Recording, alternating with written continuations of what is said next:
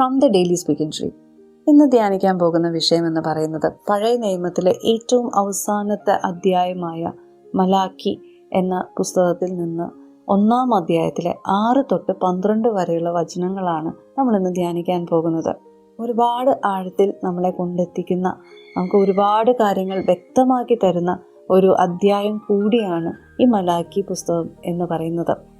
പ്രത്യേകമായിട്ട് ഈ ഒരു പുസ്തകത്തെ പറ്റി നമുക്ക് കൂടുതൽ ആഴത്തിൽ അറിയണമെങ്കിൽ അന്നത്തെ ഒരു കാലഘട്ടം എന്തായിരുന്നു എന്നും കൂടി അറിഞ്ഞാലാണ് ഈ ഒരു അധ്യായത്തെ നമുക്ക് കൂടുതൽ നന്നായിട്ട് മനസ്സിലാക്കാൻ സാധിക്കുകയുള്ളൂ. ഏതാണ്ട് 450-430 BC എഴുതി, അതായത് ക്രിസ്തു വർഷത്തിന് മുമ്പ് എഴുതിയിട്ടുള്ള ഒരു പുസ്തകമാണ്. മലാക്കി എന്നൊരു പ്രവാചകനാണ് ഈ ഒരു പുസ്തകം നമുക്ക് വേണ്ടി എഴുതുന്നത്. ഈ മലാക്കി പ്രവാചകനിലൂടെ ദൈവത്തെ പറ്റി നമ്മൾ കൂടുതൽ ആഴത്തിൽ മനസ്സിലാക്കാൻ സഹായിക്കുന്ന ഒരു അധ്യായം കൂടിയാണിത്. ബാബിലോൺ പ്രവാസത്തിന് ശേഷം യഹൂദർ യെരുശലേമിലേക്ക് മടങ്ങിയെത്തി. ഏകദേശം ഒരു 100 വർഷങ്ങൾക്ക് ശേഷം എഴുതപ്പെട്ട ഒരു പുസ്തകമാണിത്. ഈ ഒരു പുസ്തകം എന്ന് പറയുമ്പോൾ ശരിക്കും പറഞ്ഞാൽ യെരുശലേം ദേവാലയം 2-ാം പ്രാവശ്യം പണിതുയർത്തുന്ന ഒരു പശ്ചാത്തലം കൂടിയുണ്ട്. എന്നാൽ ഈ ഒരു പശ്ചാത്തലത്തിൽ അന്നത്തെ കാലത്ത് നിലനിന്നിരുന്ന ചില സാമൂഹിക പ്രശ്നങ്ങൾ കൂടി ഈ ഒരു അധ്യായത്തിലൂടെ അല്ലെങ്കിൽ ഈ ഒരു പുസ്തകത്തിലൂടെ നമുക്ക് വായിച്ചെടുക്കാൻ സാധിക്കും. പ്രധാനമായിട്ട് പുരോഹിതന്മാരുടെ ഒരു അനാസ്ഥ. കാരണം ദൈവത്തിന് തൊട്ട് താഴെ നിൽക്കുന്ന സ്ഥാനം ഏറ്റെടുത്തിരിക്കുന്ന അല്ലെങ്കിൽ ദൈവത്താൽ തിരഞ്ഞെടുക്കപ്പെട്ട പുരോഹിതന്മാരുടെ അവരുടെ ഒരു അനാസ്ഥ, ഡിസ്റെസ്പെക്റ്റ്, അതാണ് ഏറ്റവും പ്രധാനമായിട്ട് ഈ ഒരു പുസ്തകത്തിൻ്റെ ഒരു പശ്ചാത്തലം എന്ന് പറഞ്ഞാൽ. രണ്ടാമത്തെ ചില കാര്യങ്ങളെന്ന് പറഞ്ഞാൽ ജനങ്ങളിലുണ്ടാകുന്ന വളരെ കൺഫ്യൂസ്ഡ് ആയിട്ടുള്ള ഒരു ലൈഫ് സ്റ്റൈൽ. എങ്ങനെ ജീവിക്കണം, എങ്ങനെ ദൈവത്തെ ബഹുമാനിക്കണം, എന്താണ് ബഹുമാനം, എങ്ങനെ ദൈവത്തിന് ബലിയർപ്പിക്കണം, അങ്ങനെ ഒന്നും മനസ്സിലാകാത്ത ഒരു ഡൗട്ട്ഫുൾ ആയിട്ടുള്ള നിസ്സംഗമായ ഒരു ജീവിതം, അല്ലെങ്കിൽ അവരുടെ ഒരു ചിന്താഗതി. അതാണ് രണ്ടാമതായിട്ട് നമുക്കിവിടെ കാണാൻ സാധിക്കുന്നത്. മൂന്നാമതായിട്ട് നമ്മൾ സിറ്റുവേഷനിൽ നമ്മൾ കാണുന്ന ചില കാര്യങ്ങൾ, അതായത് വിവാഹ ജീവിതത്തിലുണ്ടാകുന്ന ചില പ്രശ്നങ്ങൾ, അതേപോലെ തന്നെ പാവപ്പെട്ടവരെ ചൂഷണം ചെയ്യുന്ന ഒരവസ്ഥ, ഇതൊക്കെ അന്നും ഇന്നും നിലനിൽക്കുന്നു എന്ന് നമുക്ക് വായിച്ചെടുക്കാൻ സാധിക്കും. സോ ഈ ഒരു മലാക്കിയുടെ പുസ്തകത്തിലൂടെ നമ്മൾ കടന്നു പോകുമ്പോൾ നമുക്ക് മലാക്കി പ്രവാചകൻ നമുക്ക് പറഞ്ഞു തരുന്ന ഒരുപാട് വിലപ്പെട്ട കുറേ നിർദ്ദേശങ്ങൾ നമുക്ക് ഈ ഒരു അധ്യായത്തിൽ മനസ്സിലാക്കും. പ്രധാനപ്പെട്ടതായിട്ട് 6-ാമത്തെ ദൈവവചനം തൊട്ട് 12-ാമത്തെ വചനം വരെ നമ്മളെ ബോധ്യപ്പെടുത്തുന്ന ഒരുപാട് കാര്യങ്ങളുണ്ട്. ഈ ഒരു 6-ാമത്തെ വാക്യം തുടങ്ങുന്നത് തന്നെ ഞാൻ പിതാവാണെങ്കിൽ എന്നോടുള്ള ബഹുമാനം എവിടെ എന്ന ചോദ്യത്തിൽ നിന്നാണ് ഈ ഒരു 6-ാമത്തെ ഈ ഒരു ദൈവവചനം തുടങ്ങുന്നത് തന്നെ. ഏത് ഉന്നത സ്ഥാനത്തിൽ നിൽക്കുന്ന ഏതൊരു വ്യക്തിയും ആഗ്രഹിക്കുന്നത് ഒരു ബഹുമാനമാണ്. എന്നാൽ അതിനേക്കാളേറെ നമ്മുടെ സൃഷ്ടാവായ ദൈവത്തിന് കൊടുക്കുന്ന ആ ഒരു ബഹുമാനം എവിടെയെന്ന വളരെ ശാസനാപൂർവം, എന്നാൽ അതേസമയം ഒരു പിതാവെന്ന നിലയിലുള്ള ഒരു വേദനയും കൂടി നമുക്ക് ഈ ഒരു അധ്യായത്തിലൂടെ നമുക്ക് വായിച്ചെടുക്കാൻ സാധിക്കും. എവിടെയാണ് എന്നോടുള്ള ബഹുമാനം? നിങ്ങൾ എങ്ങനെയാണ് എന്നെ ബഹുമാനിക്കുന്നത്?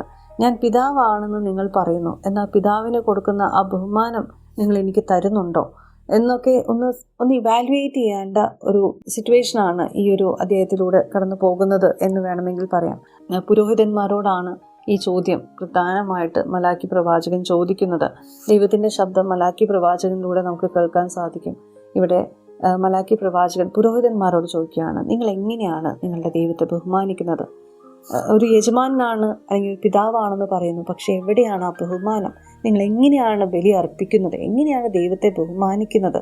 കാരണം സമൂഹത്തിന് ഒരു മാതൃകയാകേണ്ട പുരോഹിതന്മാർ തന്നെ വളരെ തെറ്റായ രീതിയിൽ ആ ഒരു ബലിയും സമർപ്പണവും നടത്തുമ്പോൾ എങ്ങനെയാണ് മറ്റു ജനങ്ങൾക്ക് അത് ശരിയായ രീതി അല്ലെങ്കിൽ ശരിയും തെറ്റും മനസ്സിലാക്കാൻ സാധിക്കുക എന്നൊരു ചോദ്യം അവിടെ നിലനിൽക്കുന്നുണ്ട്.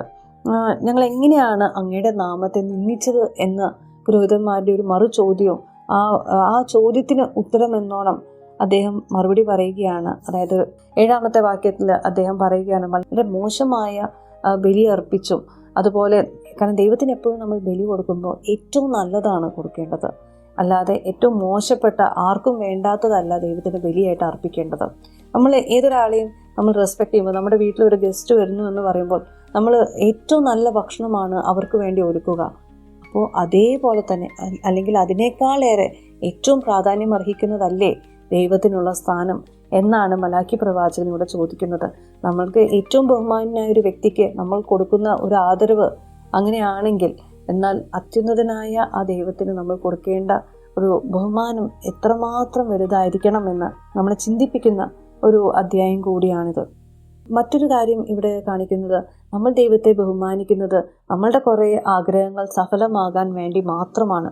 നമ്മൾ ദൈവത്തിൻ്റെ പ്രീതി നേടുക, അല്ലെങ്കിൽ ദൈവത്തിൻ്റെ കൃപയിലൂടെ നമ്മളുടെ ആഗ്രഹങ്ങൾ സാധ്യമാവുക, ഇങ്ങനത്തെ ചില ചിന്താഗതിയിലൂടെ മാത്രമാണ് നമ്മൾ പലപ്പോഴും ദൈവത്തെ ബഹുമാനിക്കുന്നത്. അല്ലാതെ ആത്മാർത്ഥമായൊരു ബലിയല്ല നമ്മൾ ദൈവത്തിന് സമർപ്പിക്കുന്നത്. എന്നാൽ ഏതൊരു കാര്യവും നമ്മൾ വളരെ അധികമൊന്നും നമുക്ക് ചെയ്യാൻ സാധിക്കുന്നില്ലെങ്കിൽ പോലും ചെയ്യുന്ന ചെറിയ ചെറിയ കാര്യങ്ങളിൽ വളരെ ശ്രദ്ധാലുവായിട്ട് നമുക്ക് ദൈവത്തിന് ബഹുമാനപൂർവ്വം സമർപ്പണ മനോഭാവത്തോടു കൂടി നമ്മളത് ദൈവത്തിന് സമർപ്പിക്കുമ്പോൾ അത് ഏറ്റവും പ്രീതികരമായ ഒരു ബലിയാണ്. നമുക്ക് ചെയ്യാൻ പറ്റുന്ന, ഇന്നത്തെ കാലത്ത് നമുക്ക് ഏറ്റവും കൂടുതൽ ചെയ്യാൻ പറ്റുന്ന ഒരു കാര്യം പ്രാർത്ഥിക്കുക, നിരന്തരമായിട്ട് പ്രാർത്ഥിക്കുക. അതാണ് ഏറ്റവും വലിയ ബലി എന്ന് നമുക്ക് ഈ ഒരു അധ്യായം വായിക്കുമ്പോൾ നമുക്ക് മനസ്സിലാകും. ചെയ്യുന്ന ഓരോ കാര്യങ്ങളും നമ്മൾ സമർപ്പണ മനോഭാവത്തോടു കൂടി ദൈവത്തോടു കൂടിയായി ദൈവത്തിന് സമർപ്പിച്ചുകൊണ്ട് നമ്മൾ ആ ഒരു പ്രവൃത്തി ചെയ്യുമ്പോൾ അവിടെ ദൈവത്തിന് ഒന്നാം സ്ഥാനം തന്നെയാണ് നമ്മൾ നൽകുന്നത്. ഇപ്പം ഇതിനൊരു ഉദാഹരണമായിട്ട് നമ്മളൊരു വീട് വാങ്ങാൻ പോകുന്നു. നമ്മൾ പ്രാർത്ഥിച്ച് ആ ഒരു തീരുമാനമെടുക്കുമ്പോൾ, ദൈവത്തോടു കൂടെ നമ്മൾ ആ ഒരു തീരുമാനമെടുക്കുമ്പോൾ അത് ഏറ്റവും നല്ലൊരു ബലിയർപ്പണമാണ് എന്ന് നമുക്ക് ഈ ഒരു അധ്യായത്തിലൂടെ മലാക്കി പ്രവാചകൻ കാണിച്ചു തരികയാണ്. അതുപോലെ ഓരോ കാര്യങ്ങളും, നമ്മൾ ചെയ്യുന്ന ഓരോ കാര്യങ്ങളും ദൈവത്തിന് സമർപ്പിച്ചുകൊണ്ട് നമ്മളത് ചെയ്യുമ്പോൾ അത് ഏറ്റവും മനോഹരമായ ഒരു ബലിയാണ് ദൈവത്തിന്. മാത്രമല്ല നമ്മൾ ദൈവത്തെ ബഹുമാനിക്കുകയും കൂടിയാണ് എന്ന് വേണം മനസ്സിലാക്കാൻ. ഏറ്റവും ഒടുവിലായിട്ട് ഈ ഒരു അധ്യായത്തിൽ നമുക്ക് വായിച്ചെടുക്കാൻ പറ്റുന്ന മറ്റൊരു കാര്യം, വളരെ ദൈവഭക്തിയോടു കൂടി വേണം, ദൈവഭയത്തോടു കൂടി വേണം ഓരോ കാര്യങ്ങൾ ചെയ്യാൻ. എന്താണ് ദൈവഭയം? ദൈവം ആരെന്ന പൂർണ്ണമായ ഒരു അറിവിലൂടെ നമ്മൾ നേടുന്ന, അല്ലെങ്കിൽ നമ്മൾ കൊടുക്കുന്ന ഒരു ബഹുമാനത്തെയാണ് ദൈവഭയം എന്ന് പറയുന്നത്. അല്ലാതെ നമ്മൾ എന്തൊക്കെയോ ചെയ്ത് ദൈവത്തെ പ്രീതിപ്പെടുത്തുന്നതിനേക്കാൾ എത്രയോ നല്ലതാണ് ചെയ്യുന്ന കാര്യങ്ങൾ എന്തെന്ന് വളരെ ബോധ്യത്തോടു കൂടി നമ്മൾ അത് ദൈവത്തിന് സമർപ്പിക്കുമ്പോൾ, അല്ലെങ്കിൽ അത് ദൈവത്തിന് വേണ്ടി അത് അർപ്പിക്കുമ്പോൾ അത് ദൈവഭയത്തോടു കൂടി ദൈവഭക്തിയോടു കൂടി ചെയ്യുന്ന ഒരു കർമ്മമായി മാറുമെന്ന് മലാക്കി പ്രവാചകൻ തരുന്നു. പക്ഷേ ദൈവത്തിൻ്റെ ഒരു വളരെ വേദന, ഒരു വിലാപം നമുക്ക് ഈ ഒരു അധ്യായത്തിൽ വായിച്ചെടുക്കാൻ സാധിക്കും.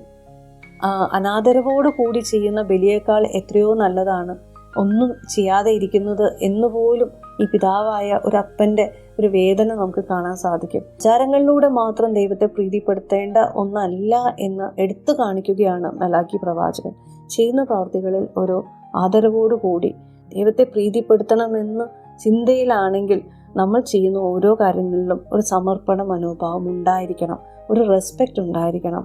ആ ഒരു ബഹുമാന മനോഭാവത്തോടു കൂടി, ഒരു സമർപ്പണ മനോഭാവത്തോടു ചെയ്യുമ്പോൾ ഏതൊരു കർമ്മവും അത് ദിവ്യ ബലിയായി മാറുമെന്ന് ഈ ഒരു അധ്യായത്തിലൂടെ നമുക്ക് വായിച്ചെടുക്കാൻ പറ്റും. മറ്റൊരു എപ്പിസോഡിൽ വീണ്ടും കാണാം.